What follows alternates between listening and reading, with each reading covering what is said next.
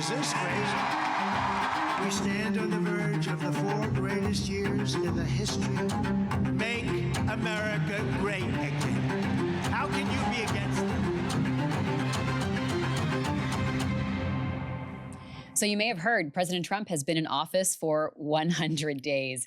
Yeah, it's been all over the news. He's been doing interviews and a rally. Many of us in journalism are taking stock at this 100-day mark. Rhonda, you know, a lot of polls were done. It's a good excuse to do a poll. But the polls showed the declining popularity of this presidency that's been marked by sweeping change, controversy, and a lot of chaos. But that is not what we're talking about today. We're giving you a reprieve from all things Donald Trump, because while he's been the focus of so much news, there are signs of life from those other folks, the Democrats, like shoots poking through the dirt in the spring or buds coming to life on trees. They're really starting to emerge with strategies, messages of rebellion, encouraging hope, and asking Americans to stay strong. So, welcome to Sidebar from the Washington Post. I'm Libby Casey, and I'm here with Rhonda Colvin in the studio. We're also joined by our special guest all the way from the West Coast, national political reporter Maeve Reston, who woke up quite early for us here on this Thursday. Today, Maeve, we're going to talk to you a lot about which Democrats are emerging as leaders and what messages are they trying to transmit, and is there room for all these different messages to sort of be coming at Americans at once, or do they need to have really sort of a unified voice? Let's start with where you were last night, Maeve, on Wednesday night, which is hearing Kamala Harris give really her first big speech since losing the election. Tell us about it.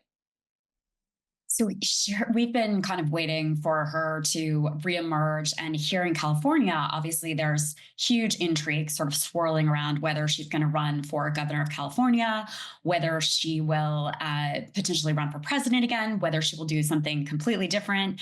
And unfortunately, she didn't really offer many tea leaves about which path she is going to choose, but she chose in this speech at the 100-day mark last night to really come out forcefully for the first time in a little while about what she sees as Trump's quote reckless economic policies, decrying sort of what she called unconstitutional threats in this climate of fear that he has created.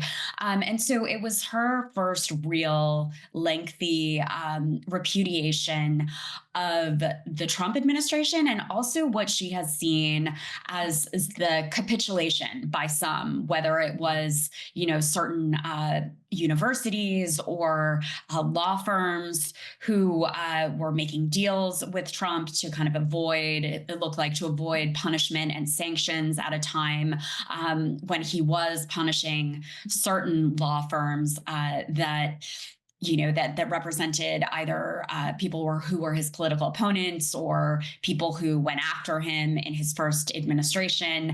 And even her husband, who is a partner at one of the firms who made a deal with Trump. So this was her moment to come out and talk about all of that and really encourage her supporters to stay the course. She talked about sort of spreading a message of courage and encouraging people to stay in the fight. Let's listen to what Kamala Harris had to say on Wednesday night. We all know President Trump and his administration and their allies are counting on the notion that fear can be contagious. They are counting on the notion that if they make some people afraid, it will have a chilling effect on others. But what they're overlooking, what they have overlooked, is that fear is not the only thing that's contagious. Courage is contagious.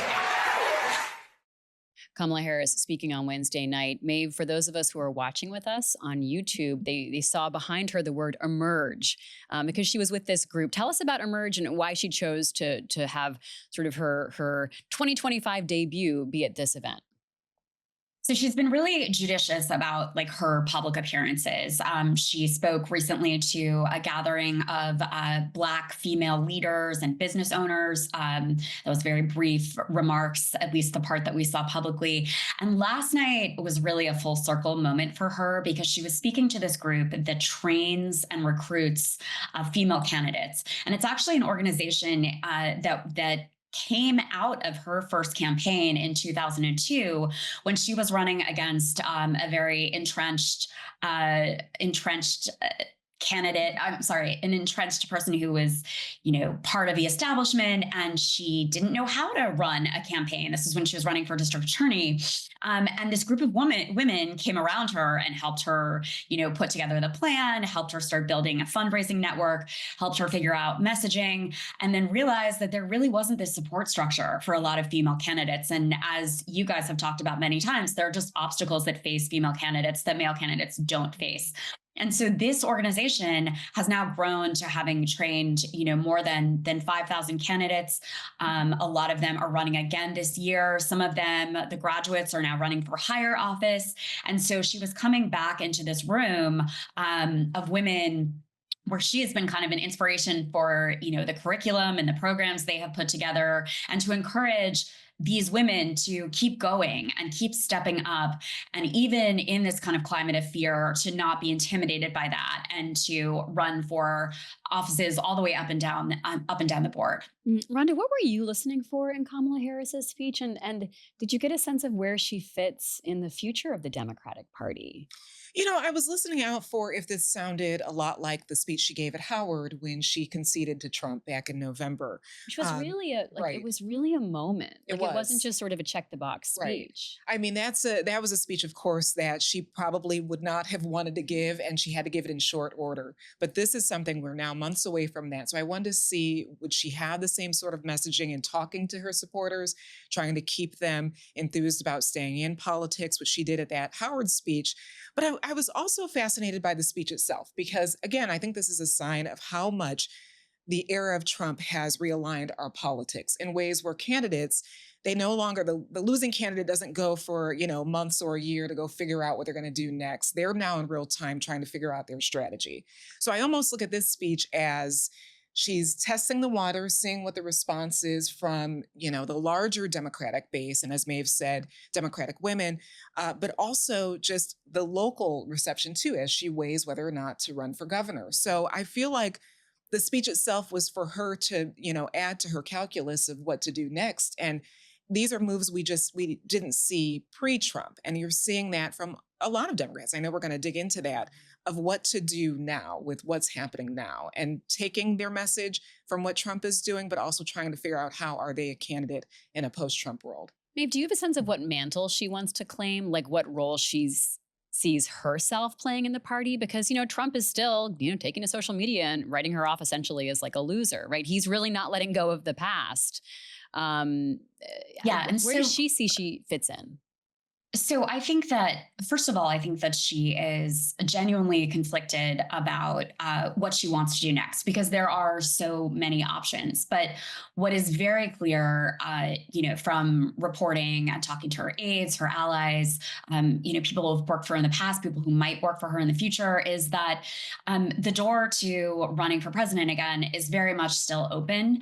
And that, it's not just about only having had 107 days or whatever it was to run her campaign. But I mean, she really feels uniquely qualified, I think, because she was in the White House. She met with, more than 150 world leaders. And she feels like there are still like a lot of big ideas and policies that she wants to drive. The question I think that she is weighing is whether she could do that more effectively on the national stage as a candidate for president, or, with this sort of tightened lens as governor of California, she's also exploring, doing a policy institute that would be tied to a Stanford or a Howard.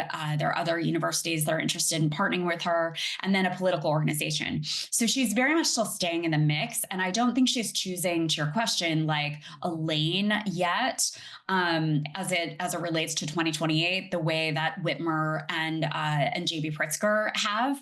But I think she is really thinking about what's the most effective way that she can drive the message, and particularly connect with that younger generation of voters, that she was very effective in getting out to her rallies, getting more engaged after they had been very, disappointed in the choice of Joe Biden in 24. Let's talk about two of those people you just name dropped, Gretchen Whitmer, JB Pritzker, governors.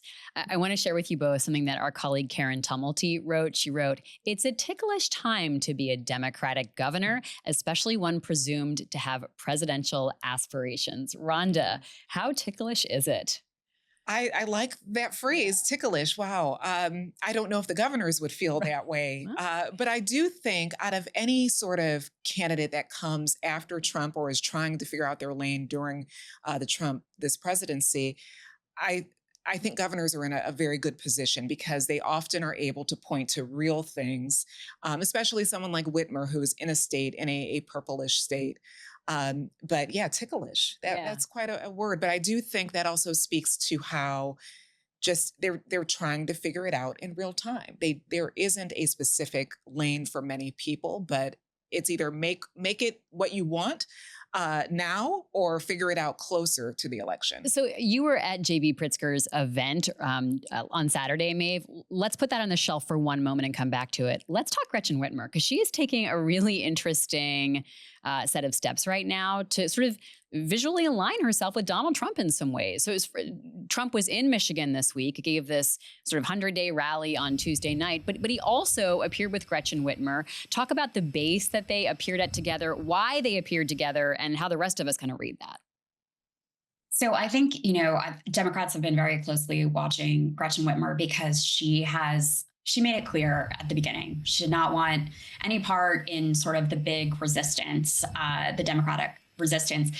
And so she was at this base, Selfridge Air Base, trying to get a fighter mission recapitalized. The Pentagon was phasing out jets that were a huge part of the Macomb County broader economy. And she had been working for months pushing not only the Biden administration, but then the Trump administration to get this fighter mission recapitalized at this base in Macomb County, which, as you guys know, is like ground zero, swing territory, generate more business and defense industry business for her state. And so she, for the last couple of months, has been really working the administration on this. And she succeeded in that mission yesterday because Trump came back and said that, to Macomb County, and said that the base actually would have these fighter jets put in, and it would it's going to revive the base and keep the industry in that area going. So it was a good economic move for both of them. But, even in the lead up to their meeting yesterday, it was unclear. Was she going to greet him on the tarmac? Was she going to stand next to him? Would she hug him? Would she shake his hand? Everyone remembers like the Chris Christie, Barack Obama hug back during Hurricane Sandy that then shadowed him for years to come. And Whitmer came out, she met Trump. She wasn't planning to actually speak at the events at the base, but he sort of turned the microphone over to her, as he often does. And she very carefully said that this was a great announcement. She expressed gratitude, but very tellingly didn't actually say his name, which, as the three of us know, was probably a very deliberate move to not have that end up in a political ad at some point in the future. Yeah. So, but I think that she is really more than any of the other governors playing the long game here and making it very clear that she will collaborate with anyone, as she has often said, if she can, improve the bottom line for the people that she's representing right now. So short-term loss, potentially, in terms of the backlash that she may get from Democrats, but potentially long-term gain and something she can point to as a bipartisan accomplishment.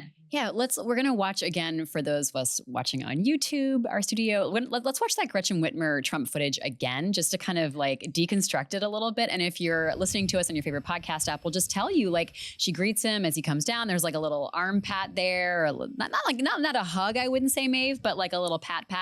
And then they're on stage together, a little arm pat there again. And then they do go on stage together, and he hands over the microphone, which we'll see in a moment. And, I can see this being used for a campaign ad either way, right? Gretchen Whitmer's like, I worked across the aisle to get these good things for Michigan.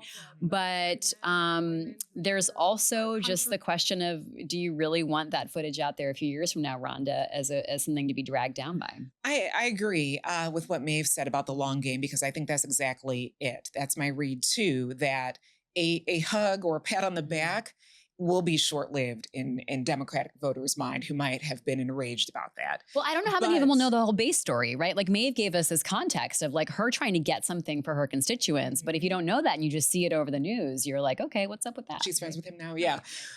I think looking at Whitmer's career for the last few years, I think she will be able to carve out her own strategy lane eventually, where she will be able to distance herself from that if that clip does resurface and upset people. But I think what's really interesting is this shows how Democrats have to calculate, are they going to be full-throated against Trump, or are they going to acknowledge that even after Trump is gone, you're still going to have Trump voters who you might need? And since Whitmer is in a state where she knows that, a purple state, I think she's embracing that strategy a little bit more. And of course, again, politics do make for strange bedfellows, where you might hug someone you were talking against a few months ago because you do need their support in getting a bridge or a road or a base or something like that. But I do think she actually reminds me of a quote that I saw from Melissa Slotkin, who's also from Michigan, U.S. Senator from Michigan. She was at a town hall recently, and she was being pressed on, why aren't you being more vocal like AOC and Bernie Sanders? And why aren't you being more angry? Trump, yeah. Right. Mm-hmm. And she said, just being angry isn't going to accomplish anything. And she also said she's pragmatic and that everyone can't be an AOC. And that's very true, because for someone running a statewide election or thinking of higher aspirations, you have to include the people who voted for the other side. You just also have to remember where she's coming from. Her whole thing is that she was from a bipartisan family. If she runs for president in 2028, one of the things that she is going to point to is the Whitmer Trump counties in Michigan that she won, where she did much better than Joe Biden in her reelection race, and really was able to match some of Trump's numbers and even exceed them by winning over Republicans and independents. And she will be able to point to that and how she did with those voters as, one of the things that she brings to the table that others will not. And so I think you're absolutely right, Rhonda. Those pictures, they could be used both ways in political ads. I mean, it was very significant that she was wearing a hat with the military stuff on it. There's so many visual signals happening in that. She's like, no matter who uses this footage someday, I'm going to take my best shot and make it look soldiers in the background. Yes. Imagine the strategy meeting that went along with the wardrobe choice. Yes, totally. Yes, absolutely. So let's talk about JB Pritzker, who's taking a bit of a different position, Maeve. And you were at his event. I think I said it was Saturday. It was Sunday night in New Hampshire. Yeah. You remind me of that. Is a Johnny Cash song? I've been everywhere. You are our reporter who is everywhere in every state. So you were there hearing how Pritzker kind of came across to an audience, but tell us about what tactic he's taking, and then we'll play some tape from him. Tell us about him.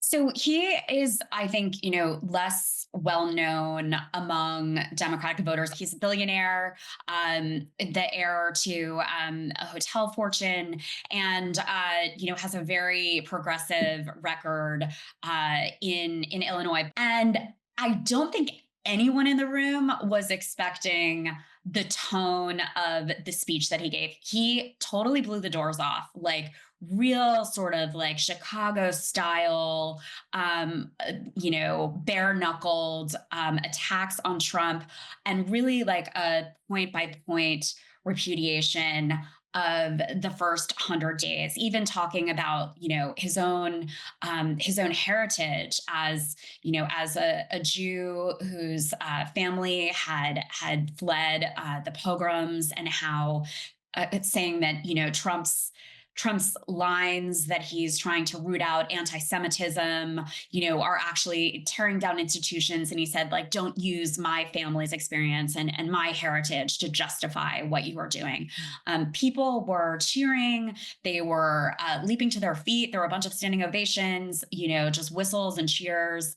And a lot of people are just kind of like, after the speech, we're like, where did this guy come from? It was that kind of moment where you really see someone kind of come to the fore. And it was very deliberate that he did it at this moment to sort of set himself apart from a lot of other Democrats. And in that same speech, he also really went after the Democratic Party in a way that people weren't expecting, talking about the do nothing Democrats and people that have been waiting around for Republicans to compromise or Trump to compromise. He said, basically, that's never going to happen. You can't compromise with a madman. And so a lot of people in the room loved that. And I wonder, is that like a dig at Chuck Schumer? Is that who is that a dig to? Who is it a dig Definitely at? Chuck Schumer, but also, some of his potential competitors. I mean, even like a Whitmer or, Gavin Newsom, who recently launched a podcast, like platforming and having people on his podcast, like Charlie Kirk, the prominent conservative activist, or Steve Bannon, the longtime Trump advisor. Pritzker was very implicitly calling out that kind of behavior and saying that's not what's called for right now. Let's get people into the streets to fight this. All right, let's listen to a quick clip of Governor Pritzker. Never before in my life have I called for mass protests, for mobilization, for disruption, but I am now.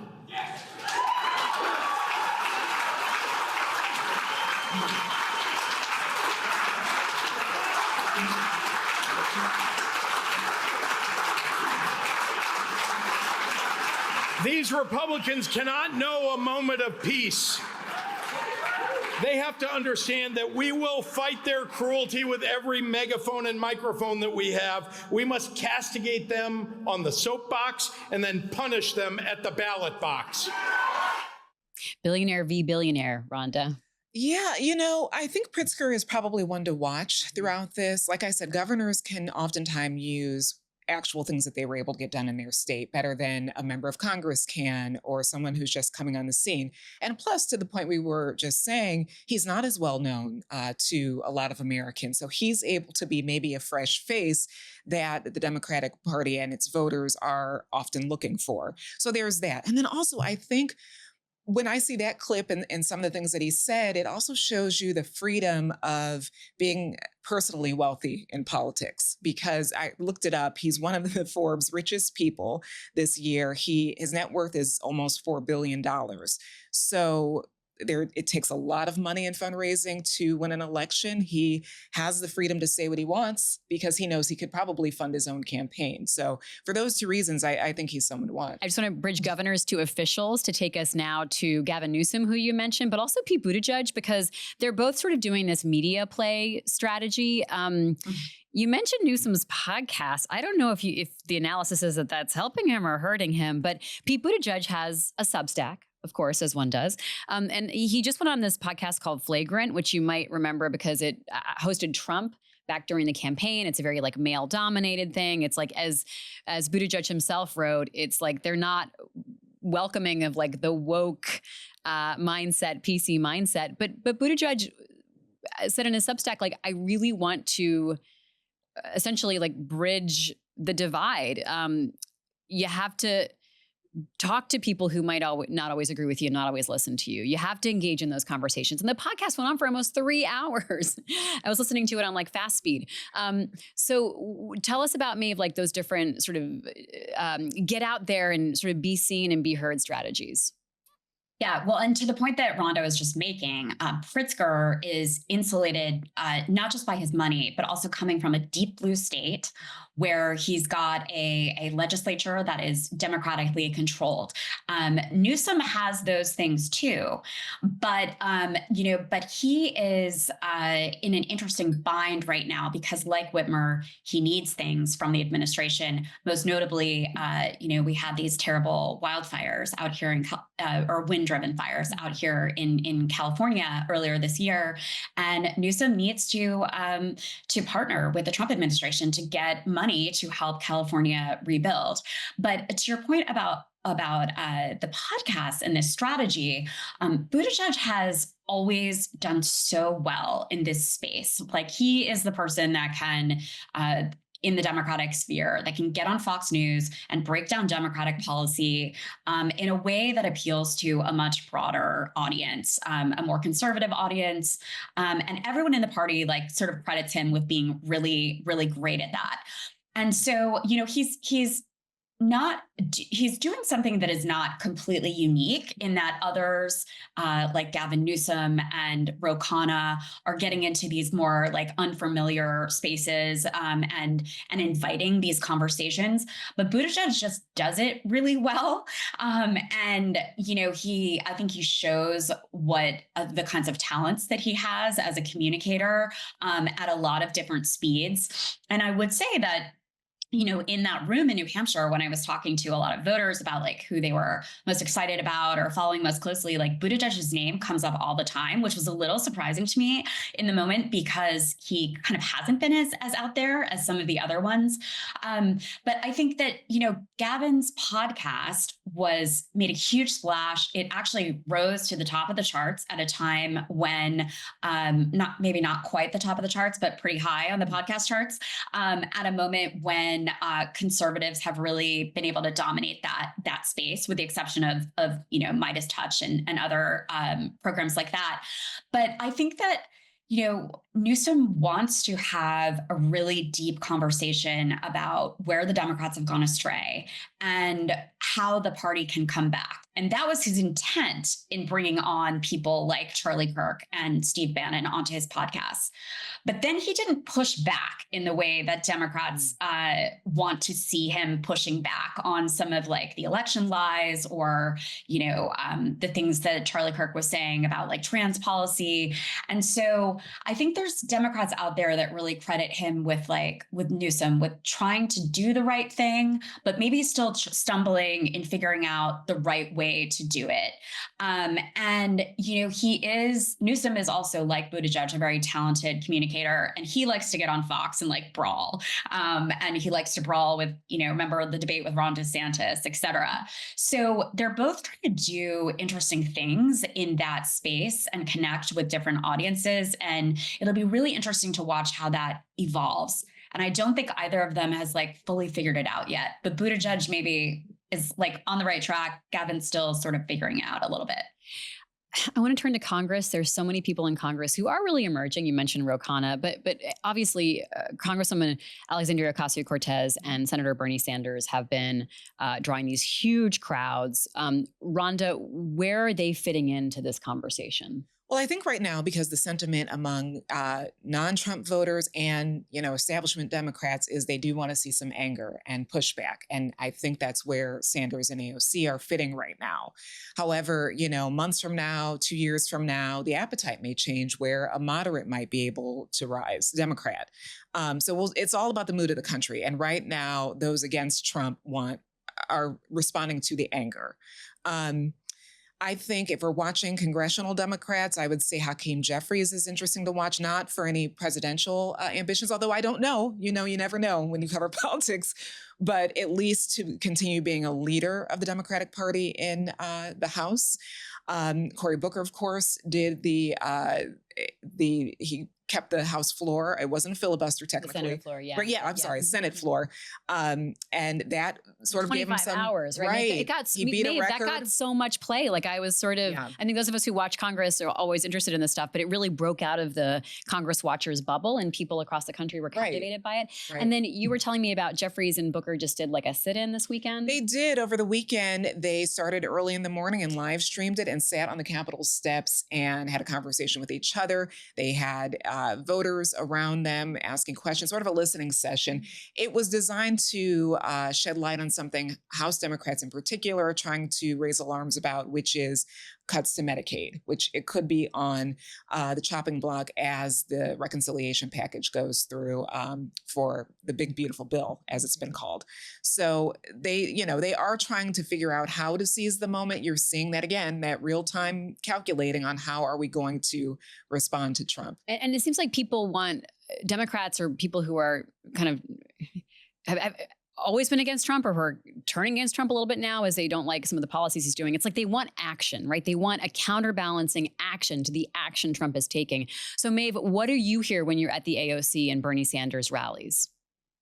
So, I mean, there just was I was out with them in Vegas right after Chuck Schumer and a bunch of other Democrats had ultimately agreed to sign on with a Republican budget so that the government did not shut down. And, the folks in Congress or those senators, described it as like a really difficult decision, but one ultimately that they thought would be best for the country. It infuriated Democrats, just like lit people up. And a lot of those people showed up even if they hadn't voted for Bernie Sanders before, a lot of those people, those Democrats were showing up and independents at the rallies that they've been having. Bernie Sanders and AOC have been on this fighting oligarchy tour now that has had a couple of different phases.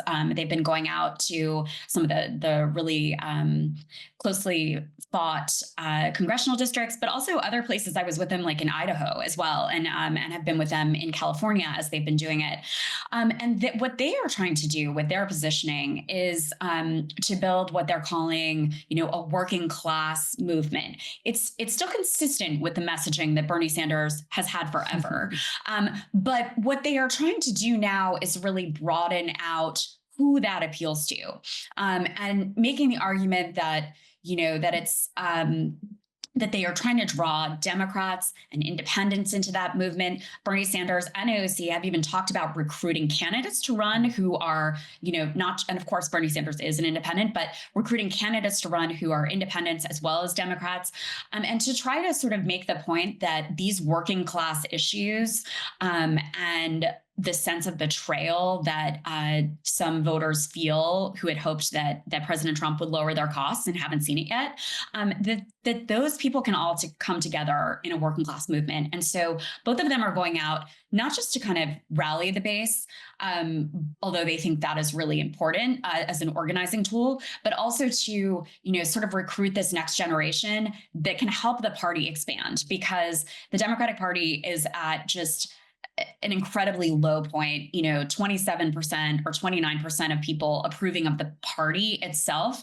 And so you're seeing people out there trying to kind of broaden the appeal in interesting ways, with people like Bernie Sanders saying, like, this isn't an issue these aren't issues that just are far left. There's a much broader group of people that can rally around this message and help us, turn Donald Trump and his allies out of the White House and out of Congress. Maeve Reston, national political reporter, thank you so much for talking with me and Rhonda today. I'm really looking forward to checking in with you in a few months and just see what voices are continuing to emerge and what messages are coming out, because it's so fascinating, Rhonda, there are different methods, different techniques. It's like there's a sort of a flavor for everybody, whatever your interest is, if you are against Trump in this moment, but we're still watching to see what really takes fire and catches on. So Maeve and Rhonda, thank you to both of you. Really appreciate it. So great to join you guys. Thank you. So that's it for Sidebar today. Join us next week. We'll be back on Tuesday and Thursday. A reminder, you can hear us on your favorite podcast app or watch along with us on YouTube. Just look for The Washington Post. I'm Libby Casey. We'll talk to you soon.